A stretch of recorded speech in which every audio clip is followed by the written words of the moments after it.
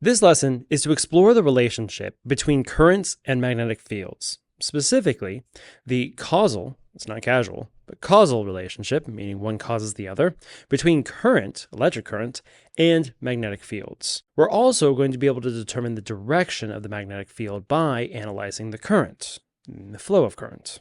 First, let's talk about what is a magnetic field. A field in physics is just an region, an area, where at every single area, you could draw a vector representing the direction and magnitude of that field, of that force that would be exhibited. So for magnetic fields, it's specifically how would a magnetic material or an electrically charged particle moving within that field feel the force of magnetism acting on it. These are drawn with lines, kind of like topographical lines. But you could imagine at each and every point you could draw a separate arrow, separate vector. And usually, of course, according to the physics of it, the closer it is to the magnet, the stronger. So this one would be larger than this one, and so on.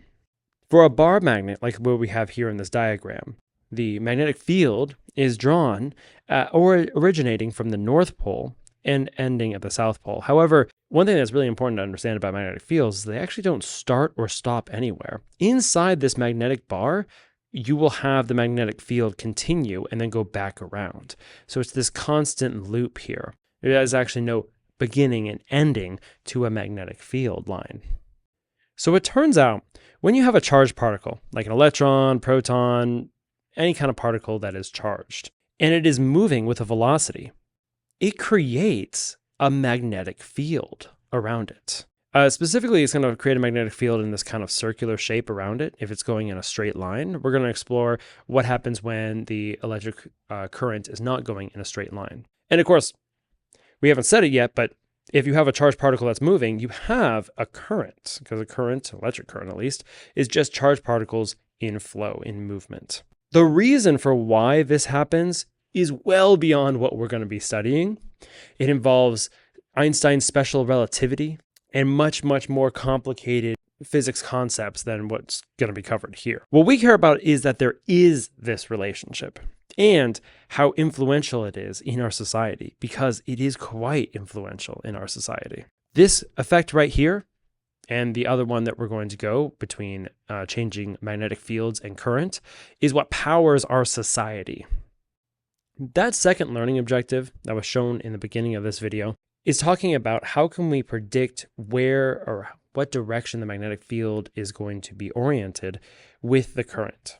So this diagram here showcases it very well. We're going to follow something called the right-hand rule. So this is someone's right hand, and the idea is, at least for this wire, if you take your thumb and you put it along the direction of the current, in this case it's up the wire, then your hand will curl naturally in the direction that matches the magnetic field. So these are going in, if you're looking at it from above here, this is going in a counterclockwise direction. So anytime you have a electric wire that is carrying a current, you're actually generating these circular magnetic fields around it. Now, we don't often notice this as a noticeable effect because you often need a very strong current in order to just see it if you have just one wire. If you had more than one wire, it might start stacking up. But if you just have one wire, you would need a pretty large current. And large currents can often melt wires. It can often cause quite the heat generation and are also quite dangerous. Large currents are quite dangerous. But we're going to see a scenario where if you shape the wire a certain way, you can actually get a noticeable magnetic field, one that you can measure and observe. So what we're going to do is take that same wire, but we're instead going to have it go in a circle.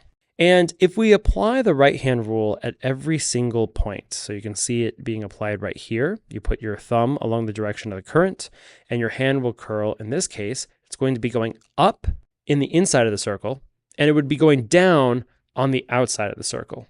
But as we continue this circular path that the wire has made, over here, you have the same thing. Up on the inside of the circle, and it would be going down on the outside of the circle. So everywhere along the circle, you have the magnetic fields going up. And of course, they're going to be curving around. In the middle, it will almost seem like the magnetic field is just parallel to itself instead of having it be curvy, as you can see right here. In this diagram, it's taking those magnetic field lines and extending them. And you can see that you kind of create this almost uniform field of magnetic current, or not magnetic current, of a magnetic field going up.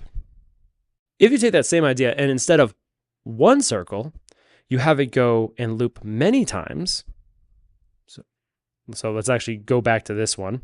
If instead of just one circle, you have a continuous circle like this of current, which we would call a solenoid, then you can create a very almost uniform magnetic field. So where the lines are just in a straight line, parallel to each other, and uniform in strength relatively, in that region.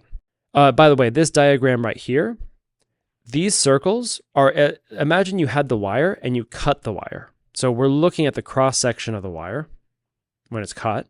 And the dot means the wire is currently, or the current is currently coming towards you. It's like the tip of an arrow. You're seeing the tip of an arrow, so the arrow is coming towards you. And on the bottom, you have an X. And the X here means it's going in to the paper or into the screen. This is like an arrow again, where this time it's the feathers of the arrow, the back of the arrow. So the current is going out the top and into the bottom. So that's the circular path. Other way to use the right-hand rule, in fact, we'll go back here. If you place your hand, like your fingers, along the direction of the circular path, like curl it in the same direction. So take your right hand and make it curl like this. Your thumb would be pointing up. So sure enough, if you have your hand curling where your fingertips are pointing out here and your palm is going in here essentially, your thumb should be going that way. So that's another way of using the right hand rule to figure out what direction the magnetic field is going to be going.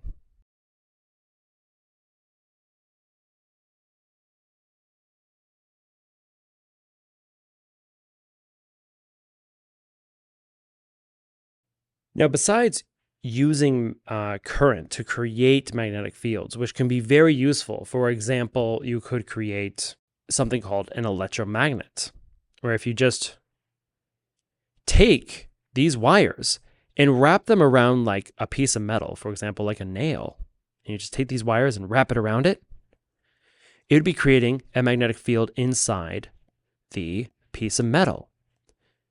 So you'd be able to turn a normal piece of metal into a magnetic bar, because doesn't that resemble the magnetic bar we started with? Inside this magnetic bar, you have these uniform magnetic field here. And then so it would, since you can't end a magnetic field somewhere, it's going to be looping around like this. You can turn a normal piece of metal, like a nail, into a magnet. And that is what we would call an electromagnet. Here we have an example of an electromagnet. As the current is turned on, the magnetic field is generated. Now, one real-world problem that comes with having magnetic fields being generated by a current is that it also turns out that charged particles that go through a magnetic field, so let's say a magnetic field is pointed this way, and a charged particle is pointed this way. So this arrow is somewhat into the board, and a charged particle is going this way. It's actually going to experience a force pointing it somewhere else.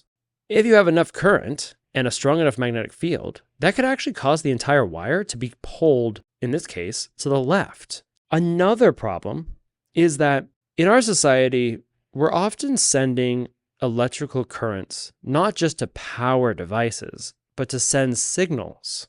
So, for example, older cable TV use this coaxial cable, or actually some of your internet services, if you use, I believe Comcast is typically using coaxial cable.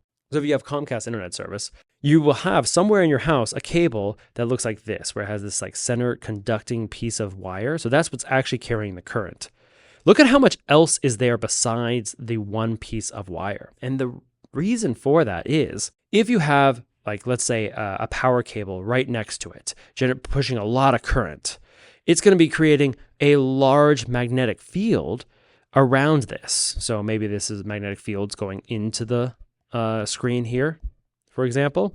And if you have your signal of the information you're sending, which is being sent as electrical signals, so a little bit of electric currents going, then that magnetic field is going to be interrupting that flow. It's going to be causing a little bit of force. It's going to be giving you some interference, some noise. I worked for a brief time as an internet tech support, phone person at a smaller internet service company, not one of the large ones. And it was surprising how many times that someone's spotty internet service was due to power fluctuations near or around the router or modem. So these currents that we're sending can actually cause magnetic fields that our devices can sense.